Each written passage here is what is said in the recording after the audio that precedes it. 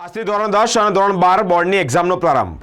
વિદ્યાર્થીઓ શાળાએ એક્ઝામ આપવા જઈ રહ્યા છે. શહેરની એક શાળા જેનું નામ સન જોસેફ વિદ્યાલય ખાતે NSUI ગ્રુપ દ્વારા ગુલાબનું ફૂલ અને ચોકલેટ આપી વિદ્યાર્થીઓને પ્રોત્સાહિત કરવામાં આવ્યા છે. બીજી બાજુ વાલીઓ પોતાના બાળકને સ્કૂલમાં મૂકવા આવ્યા ત્યારે પાલિકા કે ડીઓ દ્વારા કોઈપણ પ્રકારની બેસવાની વ્યવસ્થા ન કરતા જ વાલીઓમાં રોષ પણ જોવા મળ્યો છે. NSUI સંગઠન દ્વારા સ્કૂલના પ્રિન્સિપાલને રજૂઆત કરવામાં આવી છે કે એક્ઝામ સેન્ટરની બહાર પ્રાથમિક સુવિધાઓ ઊભી કરવામાં આવે. સ્કૂલના પ્રિન્સિપાલ અને NSUI સંગઠન પર ગેરવર્તન કરી NSUIના વિદ્યાર્થીઓને સ્કૂલની બહાર જવાનું પણ કહેવામાં આવ્યું છે. આ મામલો વધારે ગરમાયો. NSUIના પ્રમુખ દ્વારા કહેવામાં આવ્યું કે પ્રાથમિક સુવિધા જલ્દીથી જલ્દી પૂરી પાડવામાં નહીં આવે તો NSUI દ્વારા ઉગ્ર આંદોલન કરવામાં આવશે તેવી ચીમકી પણ ઉચ્ચારી છે.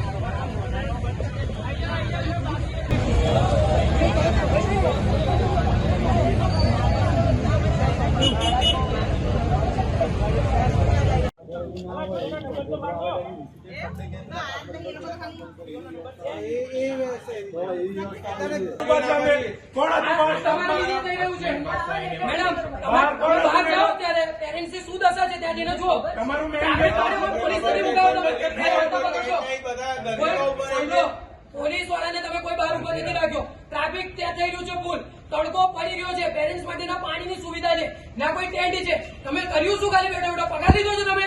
આજે વડોદરા શહેરમાં 65,000 જેટલા વિદ્યાર્થીઓ બોર્ડની પરીક્ષા આપવા જઈ રહ્યા છે, જેમાં 10માના 45,000 જેટલા વિદ્યાર્થીઓ છે અને બાકીના જે છે 12માના વિદ્યાર્થીઓ છે. અલગ અલગ સેન્ટરમાં ગુજરાત બોર્ડની આજે પરીક્ષા શરૂ થવા જઈ રહી છે.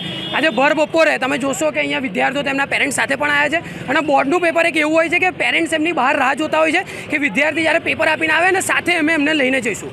ડીઓ દ્વારા જ્યારે પહેલાં વાતો કરવામાં આવી હતી કે પેરેન્ટ્સ માટે અમે અહીંયા વાલીઓ માટે અહીંયા કેમ્પનું આયોજન કરીશું, પાણીના જગ મુકાઈશું, પણ તમે અહીંયા જોશો કે ટ્રાફિક બી થઈ રહ્યું છે, કોઈ ટેન્ટની સુવિધા નથી. ભર બપોરે તડકામાં વાલીઓને બહાર ઊભું રહેવું પડે છે. આજે અમે અહીંયા NSUIના વિદ્યાર્થી નેતાઓ આવ્યા છીએ.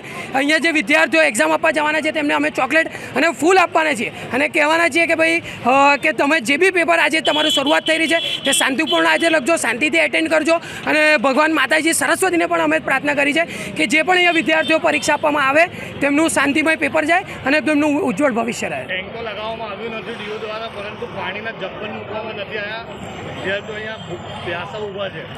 ખરેખરમાં મોટી વાતો કરતી હોય કોર્પોરેશન અહીંયાની સરકાર, તો જ્યારે વાલીઓ અહીંયા ઊભા હોય ભર બપોરે ત્યારે તેમને આ વસ્તુની જાણ રાખવી જોઈએ.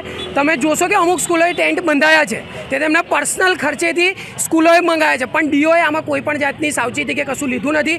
ના પાણીની અહીંયા કોઈ સુવિધા ઊભી કરી છે, ના જે પેરેન્ટ્સ છે તેને બેસવા માટે અહીંયા કંઈ સુવિધા ઊભી કરી છે. એટલે આ તદ્દન ખોટું છે. એટલે ડીઓએ કાલથી આ વસ્તુની શરૂઆત કરી દેવી જોઈએ, નહીં તો NSUI આ વસ્તુ પર ઉગ્રથી ઉગ્ર આંદોલન કરશે. ડીઓ તરફથી કોઈ ઠંડા પાણીની તેમજ કોઈ ઠંડા મંડપની પણ વ્યવસ્થા કરવામાં આવી નથી. ખુલ્લા ગરમીમાં બધા વાલી તેમજ છોકરાઓ તપે છે. કઈ સ્કૂલે તમે આવ્યા છો?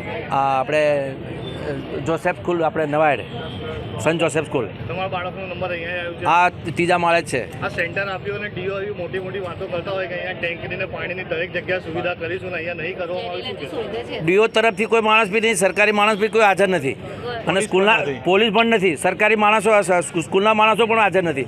ગેટ પણ જાતે છોકરાઓ ખોલીને અંદર એન્ટર થયા.